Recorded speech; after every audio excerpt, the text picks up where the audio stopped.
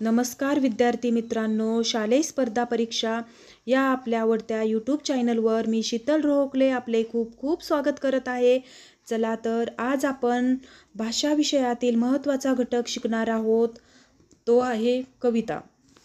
मुलांनो, हे घटक कशासाठी आहेत? तुमचं आकलनाचं वाचन घडावं, वाचलेलं तुम्हाला समजावं यासाठी या घटकाचा परीक्षेमध्ये समावेश करण्यात आलेला आहे. त्यासाठी या घटकाला परीक्षेमध्ये प्राधान्य दिलेलं आहे. आपल्या पाठ्यपुस्तकामध्ये दिलेल्या कवितांचा अर्थ समजावा, कवितेत कोणते शब्द वापरले आहेत त्याचा अर्थ समजला पाहिजे आणि त्यासाठी आपली शब्दसंपत्ती आपल्याकडे असली पाहिजे, ती वाढली पाहिजे. कवितेवर आधारित प्रश्न सोडवताना आपण कोणकोणती काळजी घ्यायला पाहिजे हे आता आपण इथे पाहूयात. कोणत्या गोष्टी लक्षात ठेवायच्यात? पहा मुलांनो, कवितेवरील प्रश्न सोडवताना आधी कविता वाचायची, लगेचच प्रश्नाकडे जायचं नाही. कविता वाचन करताना त्यात कोणते कोणते शब्द नवीन आले आहेत त्यांना अधोरेखित करत जायचं आणि त्या शब्दांचे अर्थ आधी मनामध्ये समजून घ्यायचे आणि सराव करत असताना ज्या शब्दांचे अर्थ माहीत नाहीत ते डिक्शनरीतून शोधायचेत आणि ते शब्द आपल्या एखाद्या वहीत लिहून घ्यायचे. त्यामुळे मुलांनो आपली शब्दसंपत्तीही वाढते. पहा मुलांनो, आपण उतारा, कविता, बातम्या, जाहिरात यांचा अभ्यासच करत नाही आणि त्यातच आपले मार्क जातात. पहा मुलांनो, ही गोष्ट काही मागच्या वर्षीच्या मुलांना विचारून पहा. पहा मुलांनो, कविता काळजीपूर्वक वाचा व तिचा अर्थ समजून घ्या. कवितेतील विशेष शब्दांकडे बारकाईने लक्ष द्या. कवितेत किमान 3 प्रश्न विचारले जातात. उत्तरे लिहिताना संभ्रम निर्माण झाल्यास कवितेतील संबंधित भाग पुन्हा वाचा. चला तर मुलांनो, आता आपण पाहूया आपली कविता. दूध भाकरी मजेत खातो, भू भू करुनी पहारा करतो. खुशाल झोपा आम्हास सांगतो, शेताचीही राखण करतो. धन्यापरी करी खरी माया, सेवा करण्या तत्पर काया. खाल्ल्या घरच्या भाकरीला जागतो, इमानी सदा जागृत असतो. पहा मुलांनो, दूध भाकरी मजेत खातो, दूध आणि भाकर ही मजेमध्ये खातो. भू भू करुनी पहारा करतो, भुंकून भुंकून पहारा करतो म्हणजे राखण करतो.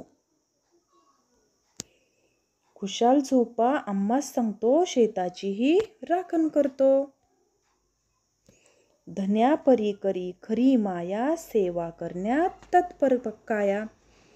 धन्यापरी, धन्यापरी म्हणजे मालकावरती खरी माया करतो म्हणजे खरं प्रेम करतो. खाल्ल्या घरच्या भाकरीला जागतो, इमानी सदा जागृत असतो. पहा मुलांनो, इमानी म्हणजे प्रामाणिक, जागृत, जागृत म्हणजे जागा. ही होती आपली छानशी कविता. आता आपण पाहूया मुलांनो या कवितेवरील प्रश्न. चला तर मुलांनो, या कवितेमधील पहिला प्रश्न आहे आपला. प्रश्न पहिला, वरील कवितेत कोणत्या प्राण्याबद्दलचे वर्णन आले आहे?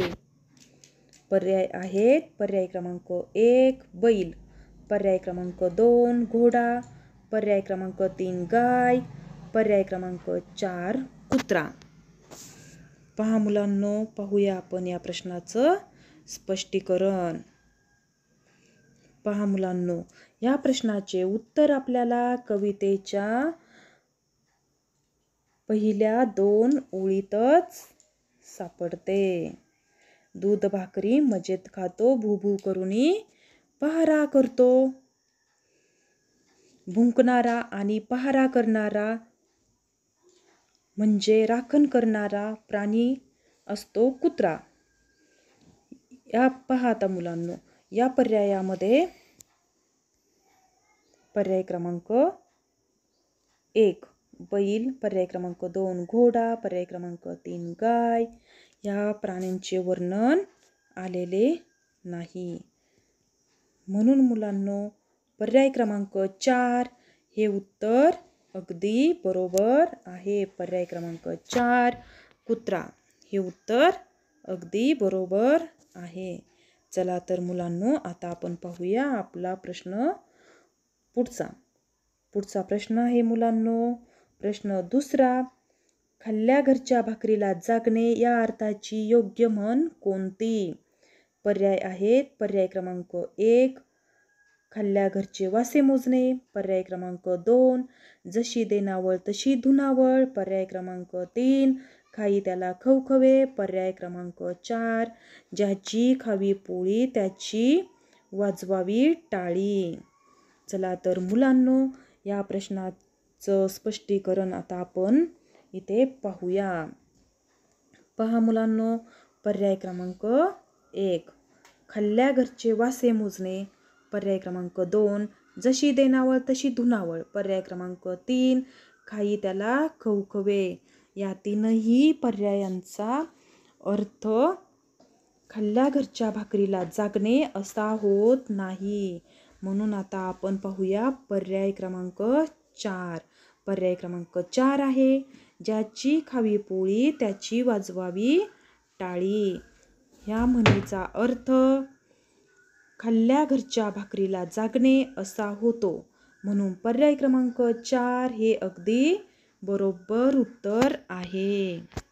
चला तर मुलांनो, आता आपण पाहूया आपला पुढचा प्रश्न आहे मुलांनो. प्रश्न तिसरा. कवितेत वर्णन आलेल्या प्राण्याचा पुढीलपैकी कोणता गुण कवितेत आलेला नाही? पर्याय आहेत. पर्याय क्रमांक 1 सेवाभावी वृत्ती. पर्याय क्रमांक 2 कार्यतत्परता.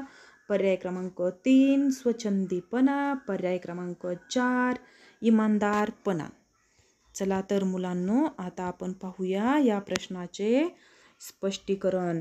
पहा मुलांनो, विचारलेल्या प्रश्नात प्राण्याचा कोणता गुण कवितेत आलेला नाही असे विचारले आहे. कवितेतील प्राणी आहे मुलांनो कुत्रा. कुत्र्यामध्ये मुलांनो पर्याय क्रमांक 1 सेवाभावी वृत्ती. सेवाभावी वृत्ती ही कुत्र्यामध्ये असते. पर्याय क्रमांक 2 कार्यतत्परता.